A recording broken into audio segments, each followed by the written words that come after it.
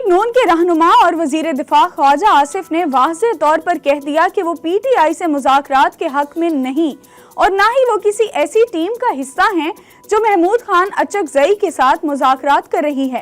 صحافیوں کے سوالات کا جواب دیتے ہوئے ان کا مزید کہنا تھا کہ وہ جوتشی نہیں جو پی ٹی آئی کے بانی کے مستقبل کے بارے میں پیش گوئی کر سکیں، جبکہ وفاقی وزیر احسن اقبال کا کہنا ہے کہ جب تک عمران خان 9 مئی کی واقعات کی معافی نہیں مانگتے ان سے مذاکرات نہیں ہو سکتے۔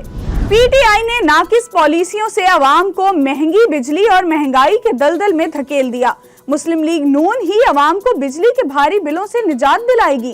نواز شریف کا نون لیگ کے مشاورتی اجلاس سے خطاب، کہا کہ معیشت کو اپنے پاؤں پر کھڑا کرنا اولین ترجیح ہے۔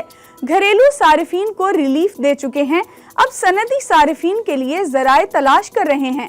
بلدیاتی انتخابات رواں سال کرانے پر اتفاق، بلدیاتی قانون کا مسودہ جلد تیار کرنے کی ہدایت۔ کراچی میں کارساز حادثہ کیس کی مرکزی ملزمہ نتاشا کی میڈیکل رپورٹ منظر عام پر آ گئی۔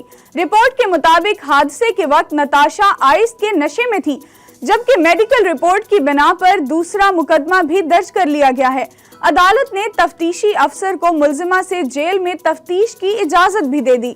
کارساز حادثے میں موٹر سائیکل سوار باپ بیٹی جاں بحق ہوئے تھے۔ سمندری طوفان اسنا پاکستان کے ساحل سے مغرب کی طرف بڑھنے لگا۔ طوفان ارماڑہ سے 180 جبکہ گوادر سے 300 کلومیٹر دور ہے۔ 6 گھنٹوں کے دوران طوفان مغرب کی جانب بڑھا۔ طوفان کراچی کی ساحلی پٹی سے دور سندھ اور بلوچستان کے ساحلی علاقوں میں سیلاب اور طغیانی کا خدشہ ہے۔ این ڈی ایم اے نے ایڈوائزری جاری کر دی، ماہی گیروں کو کل تک سمندر میں نہ جانے کی ہدایت۔ اسلام آباد میں دفعہ 144 نافذ ہے، انتظامیہ کی اجازت کے بغیر کسی کو جلسے جلوس کی اجازت نہیں، شہری کسی غیر قانونی سرگرمی کا حصہ نہ بنے۔ ترجمان اسلام آباد پولیس کا کہنا ہے شہری کسی بھی مشکوک سرگرمی کی اطلاع 15 پر دیں۔ اسلام آباد ہائی کورٹ نے اظہر مشوانی کے 2 بھائیوں کی بازیابی کی درخواست پر سماعت کا تحریری حکم نامہ جاری کر دیا۔ عدالت نے کہا اٹارنی جنرل کے مطابق مغویوں سے متعلق ملک کے اعلیٰ حساس ادارے سے رابطہ کیا۔ حساس ادارے کا کہنا ہے مغوی ان کی تحویل میں نہیں ہیں۔ اٹارنی جنرل نے مغویوں کی بازیابی کے لیے مزید وقت کی استدعا کی۔ ملک میں منی بجٹ کے خطرات، جولائی سے اگست کے دوران ایف بی آر نے ہدف سے 90 ارب روپے کم ٹیکس جمع کیا۔ ستمبر میں ایف بی آر کو 1190 ارب روپے کا ٹیکس جمع کرنا ہوگا۔ ذرائع کے مطابق رواں مالی سال کی پہلی سہ ماہی میں ایف بی آر کو 2654 ارب روپے کا ٹیکس جمع کرنا ہے۔ ناکامی کی صورت میں I M F mini budget کا مطالبہ کر سکتا ہے۔ لاہور ہائی کورٹ کا Khalil ur Rahman Qamar honey trap case کی ملزمہ آمنہ عروج پر دوران حراست تشدد پر پولیس افسران کے خلاف کارروائی کا حکم۔ عدالت نے حکم نامے میں کہا ملزمہ پر تشدد کرنے والوں کے خلاف تحقیقات کی ضرورت ہے۔ دوران حراست ملزم پر تشدد کرنا قانون کے تحت جرم ہے۔ ڈی جی ایف آئی اے متعلقہ پولیس افسران کے خلاف کارروائی کر کے رپورٹ دیں۔